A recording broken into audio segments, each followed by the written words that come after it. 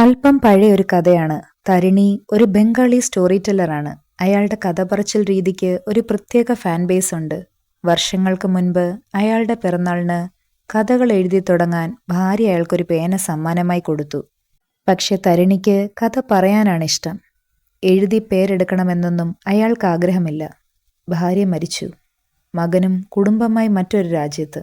തരിണി ഇപ്പോൾ ഒറ്റയ്ക്കാണ് താമസം.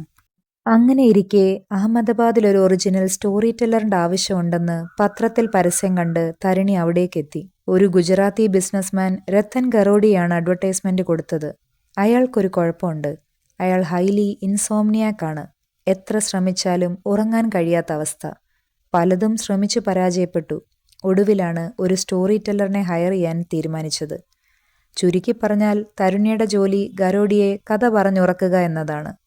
രാത്രികളിൽ തരിണി തന്റെ ഒറിജിനൽ സ്റ്റോറീസ് ഓരോന്നായി പറഞ്ഞു തുടങ്ങി. പകൽ സമയത്ത് അയാൾ ഫിഷ് മാർക്കറ്റിലും ലൈബ്രറിയിലുമൊക്കെ കറങ്ങി നടക്കും. ഗറോഡിയ ഒരു പ്യുവർ വെജിറ്റേറിയൻ ആണ്. പക്ഷേ അയാളുടെ കുക്കിനെ കറക്കിയെടുത്ത് തരിണി തനിക്ക് വേണ്ടി ബംഗാളി സ്റ്റൈൽ മീൻകറിയൊക്കെ ഉണ്ടാക്കിക്കാൻ തുടങ്ങി. ലൈബ്രറിയൻ സൂസിയും തരിണിയും പെട്ടെന്ന് കൂട്ടായി. അവർക്ക് രണ്ടുപേർക്കും ലിറ്ററേച്ചറിനോട് ഒരു അഗാധമായ പ്രണയമുണ്ടായിരുന്നു. ടാഗോറിനെ പറ്റിയും പുതിയ പല കൃതികളെക്കുറിച്ചുമൊക്കെ അവർ എപ്പോഴും സംസാരിക്കുമായിരുന്നു. അങ്ങനെയിരിക്കെ ഒരു ദിവസം അവരിൽ നിന്ന് ഗോർഖെ എന്നൊരു പുതിയ എഴുത്തുകാരനെക്കുറിച്ച് അയാൾ അറിയാനിടയായി. ഒരു ഗുജറാത്തി മാഗസിനിൽ അയാൾ എഴുതിയ ചെറുകഥയും ഫോട്ടോ ഉൾപ്പെടെ അച്ചടിച്ച് വരാറുണ്ട്. ഫോട്ടോ കണ്ട് തരിണി ഞെട്ടി. അത് രത്തൻ ഗറോഡിയായിരുന്നു. തരിണിയുടെ കഥകൾ അയാൾ ഗുജറാത്തിയിൽ എഴുതി പേരും പ്രശസ്തിയും നേടിയെടുത്തു. ചതിക്കപ്പെട്ടു എന്നറിഞ്ഞിട്ടും തരിണി തന്റെ ജോലി തുടർന്നു.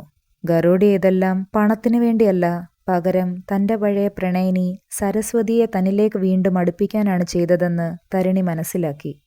രത്തന്റെ മണി മൈൻഡ് ഇഷ്ടമില്ലാതെയാണ് സരസ്വതി അയാളെ ഉപേക്ഷിച്ചു പോയത്. ഇന്നവരൊരു വിധവയാണ്. അയാൾ ആഗ്രഹിച്ചതുപോലെ പ്ലാൻ ചെയ്തതുപോലെ തന്നെ അയാളുടെ കഥകളിൽ ആകൃഷ്ടയായി സരസ്വതി അയാളെ തേടി വന്നു. തരിണി പല കാരണങ്ങളുണ്ടാക്കി ജോലി വിട്ട് തിരിച്ച് ബംഗാളിലേക്ക് പോയി. രത്തൻ ഗറോഡിയുടെ പ്രശസ്തിയും അവാർഡുകളും അധിക നാൾ നീണ്ടു നിന്നില്ല. രബീന്ദ്രനാഥ് ടാഗോർ ഫൗണ്ടേഷൻകാർ ഗറോഡിക്കെതിരെ കേസ് ഫയൽ ചെയ്തു. ടാഗോറിന്റെ സ്റ്റോറീസ് പലതും സ്വന്തം കൃതി എന്ന പേരിൽ ഗുജറാത്തിയിലേക്ക് തർജിമ ചെയ്ത് അച്ചടിച്ചിറക്കിയതിനായിരുന്നു കേസ്. ഗറോഡിയുടെ വഞ്ചന മനസ്സിലാക്കിയ നിമിഷം മുതൽ തരിണി അയാളെ കേൾപ്പിച്ചുകൊണ്ടിരുന്നത് ടാഗോറിന്റെ സ്റ്റോറീസ് ആയിരുന്നു. അയാളുടെ അറിവില്ലായ്മ കൊണ്ട് അയാൾ അത് തന്റെ പേരിൽ പബ്ലിഷ് ചെയ്യുകയും ചെയ്തു. തരിണി തന്നെ മനഃപൂർവ്വം കുടുക്കിയതാണെന്ന് ഗറോഡിയയ്ക്ക് മനസ്സിലായി എങ്കിൽ കൂടി അതാരോടും പറയാൻ കഴിയാത്തൊരവസ്ഥ. തിരികെ ബംഗാളിലെത്തി തന്റെ ഭാര്യ സമ്മാനിച്ച പേനയുമായി ഈ നടന്ന വഞ്ചനയുടെയും പ്രതികാരത്തിന്റെയും കഥ എഴുതാൻ തരിണി ഇരിക്കുമ്പോൾ അതേ സമയം അതേ കഥ തന്റെ കാഴ്ചപ്പാടിൽ കുറിക്കാനിരിക്കുന്ന രത്തൻ ഗറോഡിയെ കാണിച്ചാണ് കഥ അവസാനിക്കുന്നത്.